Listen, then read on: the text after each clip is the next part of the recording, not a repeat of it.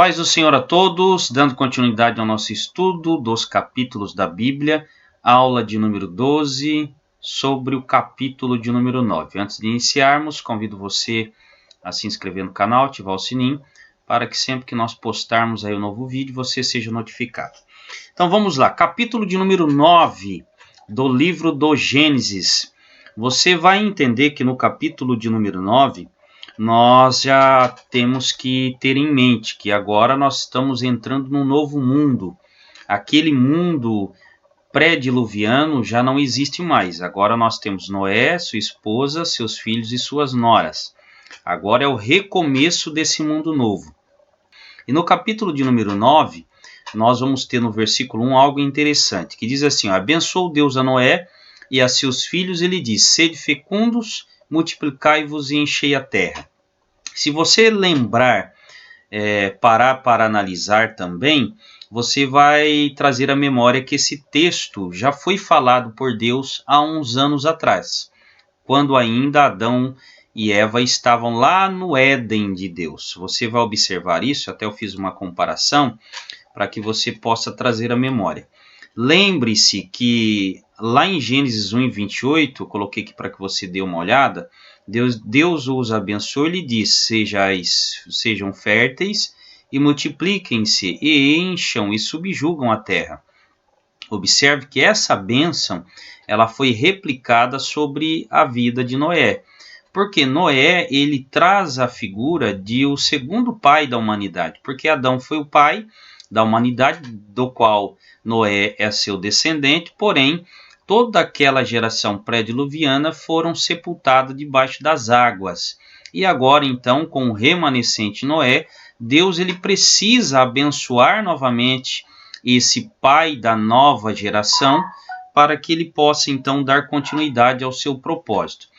Lembrando que a bênção de Deus ela está atrelada à prole, né? À multiplicação, ao ventre da mulher se tornar fértil. Por isso que você vai ver que a fauna, ou melhor, a flora, ela não foi abençoada por Deus porque ela já possui a sua semente. Então você vai ver essa semelhança entre Gênesis 9:1, reportando a mesma bênção de Gênesis 1:28. E o texto prossegue, lá em Gênesis 1:28 e Gênesis 1:29. Disse Deus: eis que lhe dou todas as plantas. Você vai observar que, além de Deus ele replicar a bênção, lá em Gênesis 1:29, Deus estava dizendo que daria todas as plantas, todas as ervas para Adão e Eva como mantimento. Vou voltar aqui para que você possa dar uma olhada. Eis que dou todas as plantas que nascem em toda a terra e produzem sementes, e toda árvore que dão fruto como sementes, elas servirão de alimento para vocês. Só que quando você vê aqui em Gênesis 9:2, você vai ver que parece que é o mesmo discurso que Deus estava usando com Noé, com Adão, Deus agora vai usar com Noé. Porém, Deus vai fazer algumas alterações, até porque é um mundo novo. Estamos agora no mundo pós-dilúvio, então as coisas do mundo pré-dilúvio já são passadas. Então agora é um recomeço. Então você observa que Deus diz assim, pavor e medo de vós virão sobre todos os animais da terra. Observe que isso lá no Éden não existia. Esse pavor e medo de vós virão sobre todos os animais. Então Deus agora, ele está nesse novo mundo estabelecendo um medo dentro de cada animal com relação ao homem. Por que Deus está fazendo isso? Isso é óbvio. Porque nós temos Noé, nós temos os seus 3 filhos para começarem a povoar o mundo. Mas quantos animais saíram da arca? Então observe que Deus vai fazer uma mudança no processo alimentar do homem após o dilúvio. E é óbvio que enquanto o homem vai ter um filho, os animais, além de terem mais quantidades, os animais também chegam à fase adulta em menos tempo. Então esse processo de mudança de cadeia traria sérios riscos para os homens. Então Deus vai colocar um medo dentro do animal em relação ao homem. Então vai fazer com que o animal ele tenha uma certa retração em relação ao homem. Porque se Deus não fizesse assim, talvez aquela matriz da humanidade ela não resistiria ou não sobreviveria. Você vai ver que mais à frente Nimrod ele vai tornar-se um poderoso caçador. E lá na frente nós vamos falar um pouquinho sobre isso. Então observe isso, que o pavor e o medo agora foi acrescido. Sobre todos os animais da terra e sobre todas as aves dos céus. Tudo que se move sobre a terra e todos os peixes do mar nas vossas mãos serão entregues. Então, ou seja, Deus fez uma mudança fisiológica no homem. Então, o homem ele não ingeria carnes, mas agora Deus está fazendo uma mudança. Provavelmente ocorreu uma mudança fisiológica para que o homem pudesse, então, ingerir esse tipo de alimento.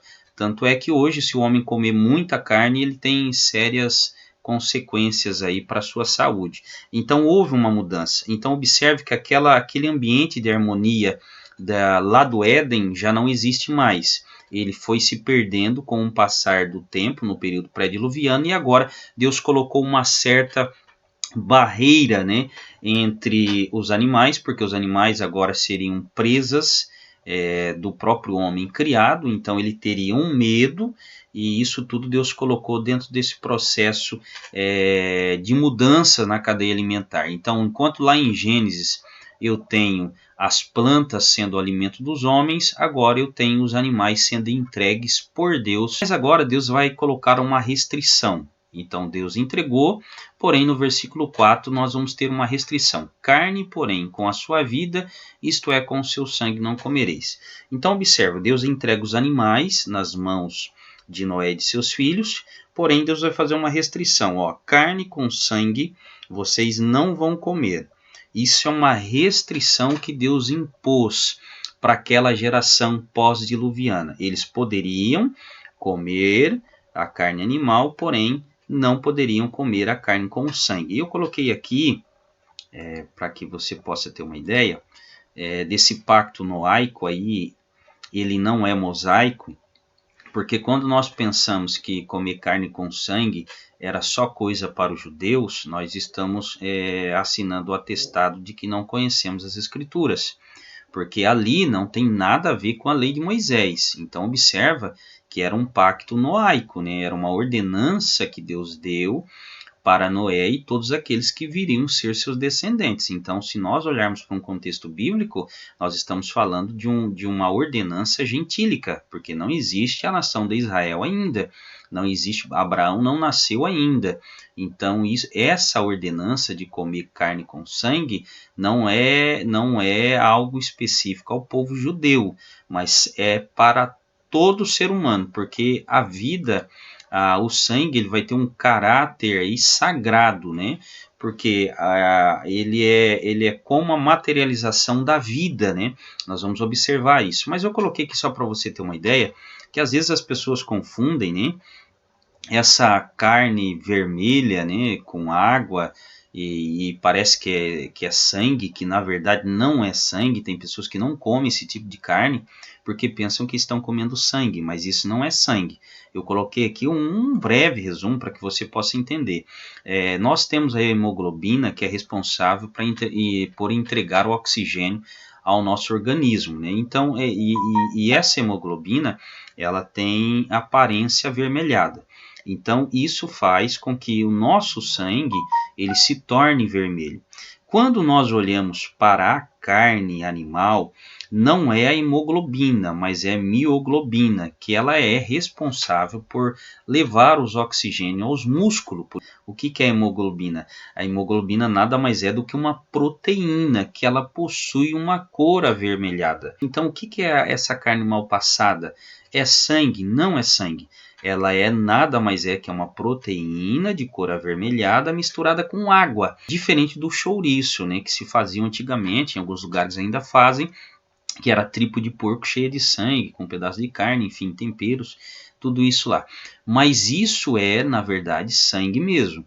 Agora, essa carne mal passada, você tem que saber que não é sangue, mas é proteína misturada com água. Então, quando nós olhamos aí essa proibição, que nós vamos ver um pouquinho mais além aqui, no versículo 5, certamente eu requererei o sangue do homem, pelo homem se derramará o seu, porque Deus fez o homem segundo a sua imagem. Nós vamos ver uma proibição. Deus ele vai proibir tanto o homem matar-se uns aos outros, como até mesmo o animal matar o homem. Deus vai instituir agora o governo humano. Se nós olharmos pelas dispensações, aqui nós encontraríamos o governo humano, porque Deus está agora instituindo o homicídio como um pecado capital. Aquele que derramar o sangue é como se ele estivesse levantando contra o próprio Deus, porque o homem é segundo a imagem de Deus. Então, se alguém derramasse o sangue do homem, pelo homem ele teria o seu sangue derramado também. Isso também seria com o animal. O animal que derramasse o sangue do homem, ele também teria o seu sangue derramado. Porém, era permitido com que o homem tirasse a vida do animal para o seu sustento. Quando diz ali derramar o sangue do animal, é claro que tem uma proibição de não comer o animal vivo. Deus, você vai observar que algumas vezes aí o pacto de Deus com Noé e com os seus filhos, ele vai inserir o animal também. O animal para Deus, ele é importante. Então, por isso que os maus tratos aí nada mais é um crime contra preceitos estabelecidos pelo próprio Deus. Então, você vai ver novamente o versículo: sede fecundos e multiplicai-vos. Quando nós olhamos aqui no versículo de número 8 e 9, Deus vai estar estabelecendo uma aliança, né? Uma aliança com o mundo, quando Deus diz que ele nunca mais ele vai destruir. Você observa que Deus diz ali, disse Deus também a Noé e a seus filhos. Deus está dizendo a Noé e a seus filhos, aqui não existe Israel aqui. Eis que estabeleço a minha aliança convosco e com a vossa descendência. Então é com Noé e com os 3 filhos e a descendência deles. E não só com eles, mas é com todos os seres vivos, com todos os animais.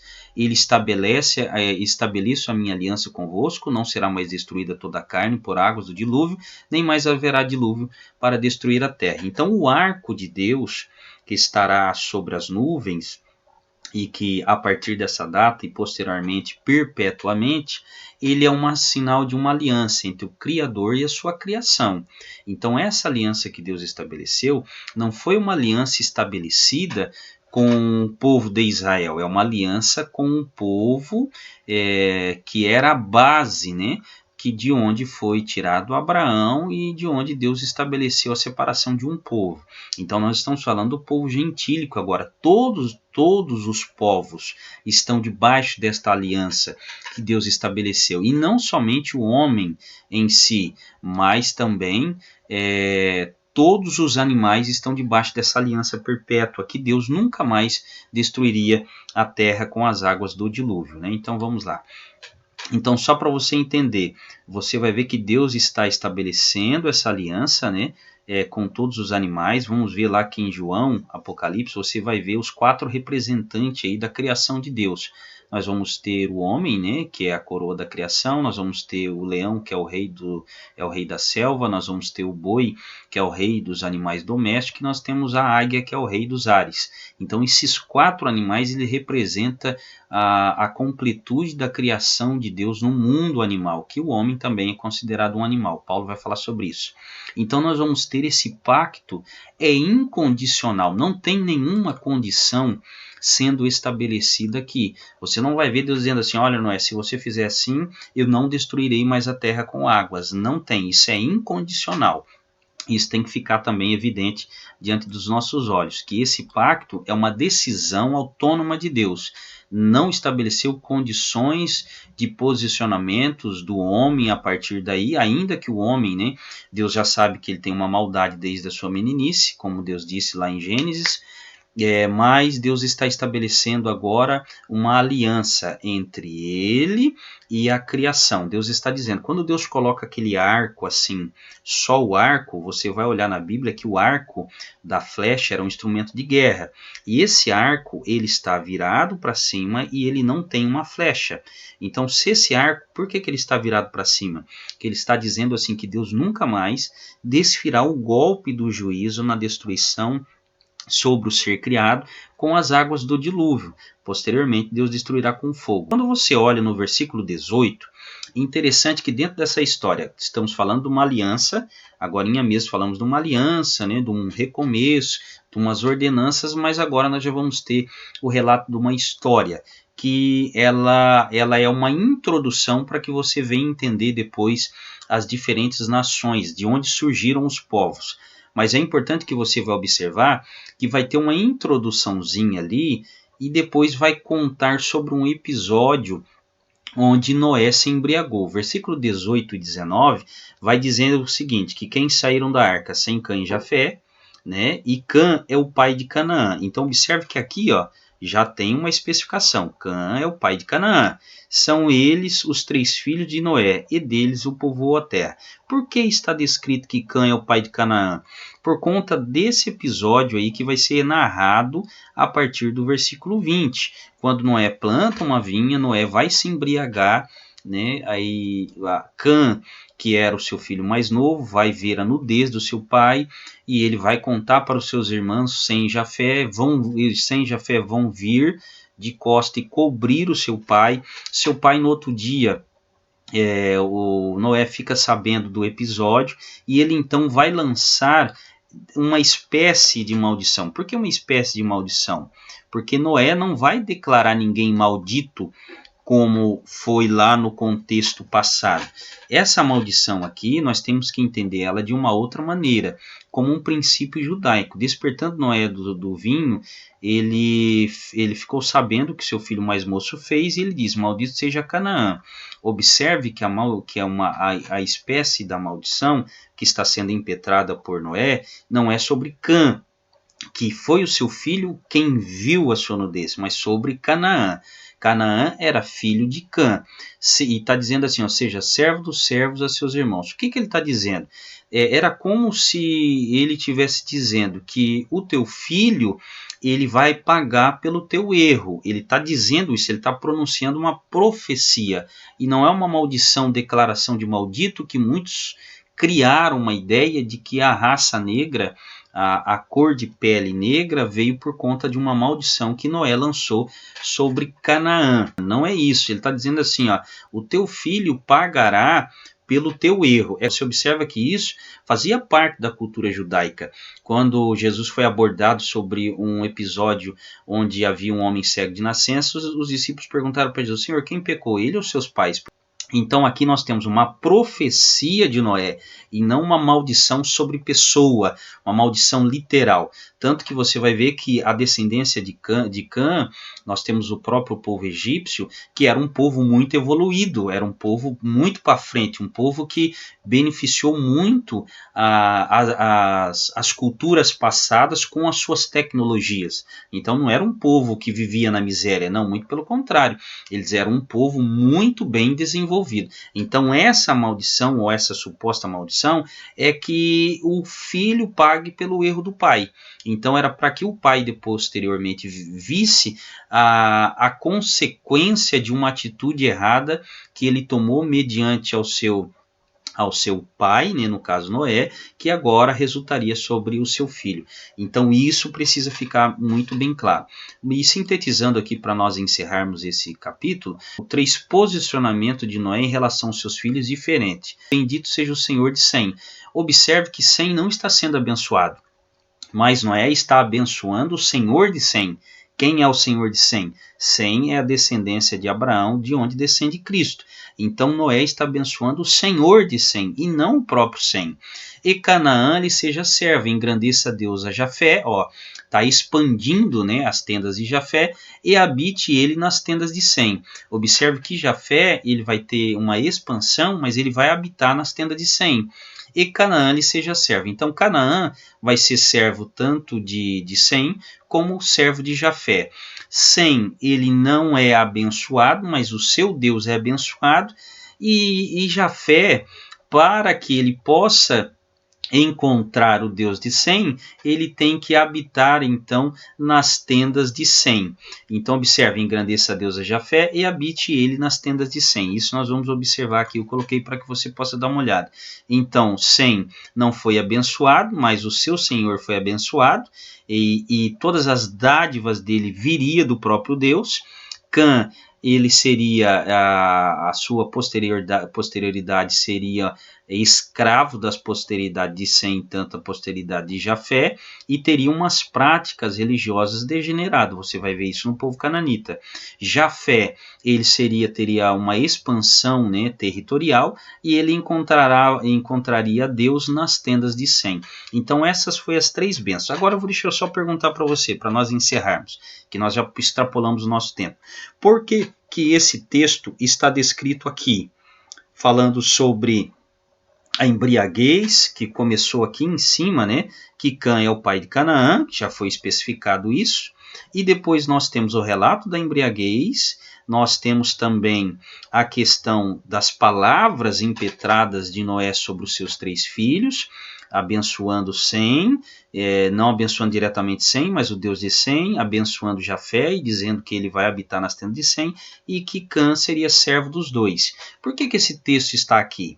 Porque esse texto traz a ideia, observe que Moisés escreveu esses livros no período da peregrinação, e eles estão indo para as terras de Canaã, e os cananeus habitam na terra. Então pensa, como que nós vamos ter a certeza de que nós vamos dominar essa terra? Isso é um pensamento dos israelitas. Será que nós vamos conseguir expelir todos os cananeus da terra? Então Moisés já está escrevendo essa história, dizendo para eles assim, ó, há uma palavra que foi proferida pela boca de Noé de que Canaã seria o nosso servo. Então observe que eles estão tendo a certeza e o encorajamento de que eles podem ir, porque há uma bênção de Deus dizendo que Canaã seriam os seus servos. Então a certeza da vitória já estava sendo declarada aqui por Moisés no relato lá de Noé após a saída da arca e o recomeço desse novo mundo. Então eles já teriam a certeza de que eles tomariam possessão daquela terra, porque Canaã seriam servos da descendência de Sem. E nós estamos falando agora desse povo que descende de Sem, que estão vindo do Egito e que agora estão indo de encontro para a tomada da terra de Canaã. Então a certeza da vitória já estava sendo escrita por Moisés para reanimar o ânimo do povo, dizendo assim, ó, Deus já havia dito por meio da boca de Noé que Canaã será o nosso servo e nós herdaremos essa terra. Está certo? Até a próxima.